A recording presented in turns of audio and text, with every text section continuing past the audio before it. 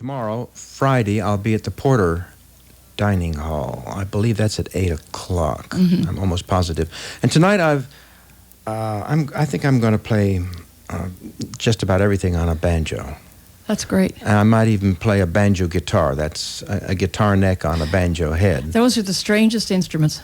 Well, I was at a gathering last night, and Paul Rangel was playing one with to ragtime, you know, and it sounded wonderful. It's the perfect banjo for ragtime, I think. Was he finger picking? You mean playing that style? Mm-hmm. Well, you know, we have a friend here in town named Marshall Lester, who's a wonderful clawhammer player, and he plays bluegrass, and he's also a real fine finger picker, and he kind of plays a little bit like Tom Paley, where he plays a couple of Tom Paley type songs. I work part-time in a music store here in town, and there's a 6-string banjo.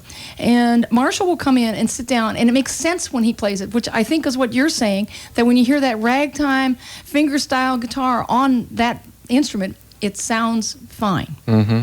But beyond that, I'm never sure what we're going to do with them. Well, I suppose in the hands of a certain musician, you could have a sad love song with it.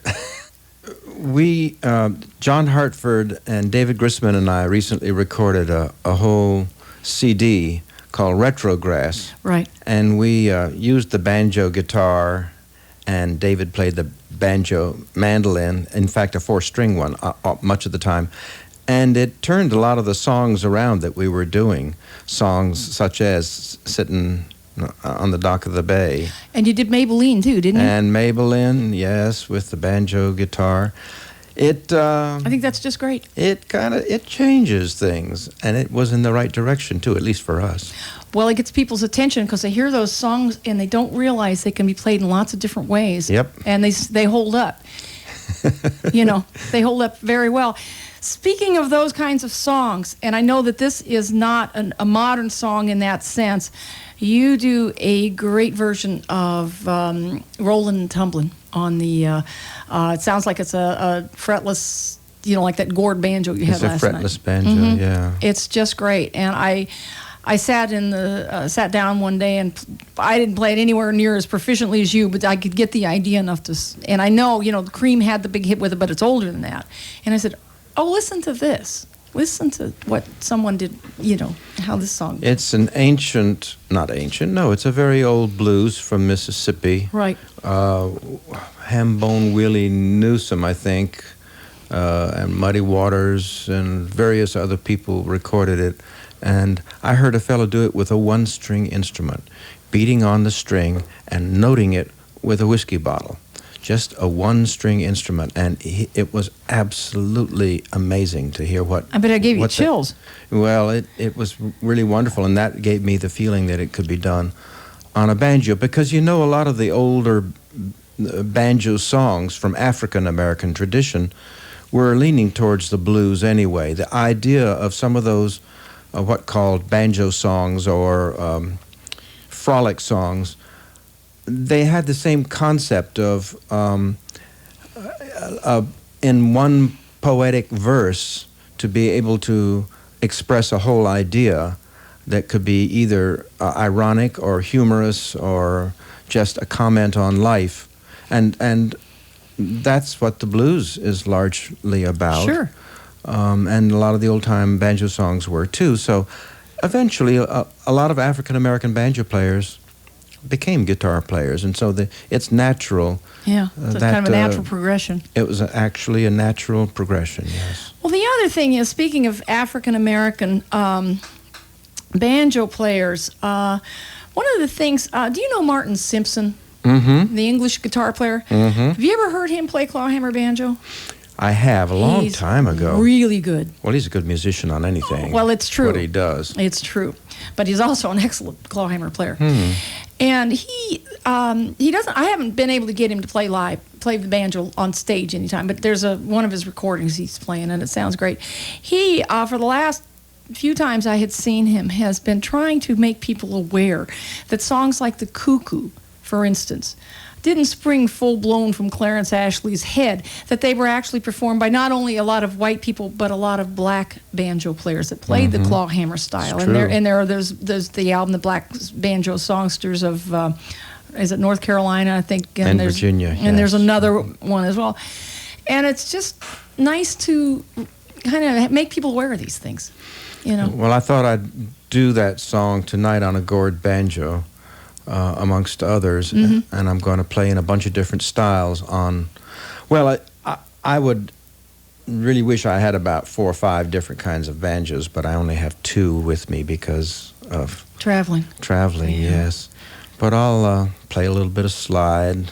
I'll play the Slide on blues. the banjo? Yeah, and That's great. maybe a piece in Uncle Dave Macon style, so forth and so on, and a piece in Earl's Scruggs style. Well, you know, I was thinking last night when you were, I have to ask you, that beautiful piece you played about the geese with all the harmonics. Yeah. That was one of the most incredible things I've ever heard. Have you recorded that? A couple times, because I keep on coming up with other things to do with it, because it's one of those pieces that you just get more ideas as time goes on. What recording is it on? Well, the first time I recorded it was on animal folk songs for children and other people.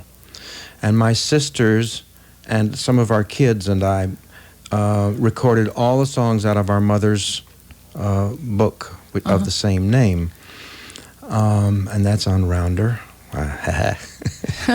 And then some other things occurred to me, so I put it on to a recording that I made of banjo styles. It's called Southern Banjo Sounds, because I played in what I call a thumb lead style. And it's on those 2 recordings. That latter one is a Smithsonian Folkways recording. Well, that was just outstanding. That was a detuning you had banjo in, is that correct? Well, it's an odd detuning, because you have to have it in a certain tuning to make those harmonics work. Right. Right. F sharp D E A D for any banjo players who may be listening. You know, I often, when I do this show, I will mention if I hear something on, I'll play a CD on the radio, and I'll say, now for anyone who cares, that was in open G tuning, or I'll say, because I think that is neat. I think it's very important for people to know that stuff, and they do care. Let's play some music. All right. You got something there? Yes, I do. Queued up there? I can. What would you like off of the 3rd annual reunion, or would you like me to play something off of your, let me see, off of this one? Oh, heck, I can't think I'll of pick anything. out something. Yeah, you pick out something. Right. And I know you said you're going to play this tonight, but people can hear what we're talking about. I think it's on here, as I'm saying. No. I'll Yes. tell you what, I know what to do. Okay. This is something I won't play tonight, but I enjoy this, listening to this, even myself. I don't usually enjoy listening to myself. Yeah, I understand that. But Tennessee Gravy Train. Okay. I play with the banjo ukulele. Right. Okay. All right. That's number 5. And we'll save the other one for a little later. All right. Yeah. Well, this is Mike Seeger here from his solo old time country music CD on Rounder, and we're going to hear the wreck of the Tennessee Gravy Train.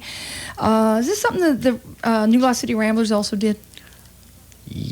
Because for some reason I have it in my mind that I heard you guys all do it. I'm not sure. Oh, that started. I shouldn't have I'm started. sorry, I can't tell you. I don't remember that. Well, it's hard to remember these things. I don't know how people remember any It's of an these Uncle things. Dave Macon song, a song from Uncle Dave Macon about, I assume, some recent financial shenanigans in Tennessee. Okay. And recent, that is, from 1930s. That's right. Or Well, 20s. things probably haven't changed too much today from what I can tell. Anyway, this is the wreck of the Tennessee Gravy Train. Tennessee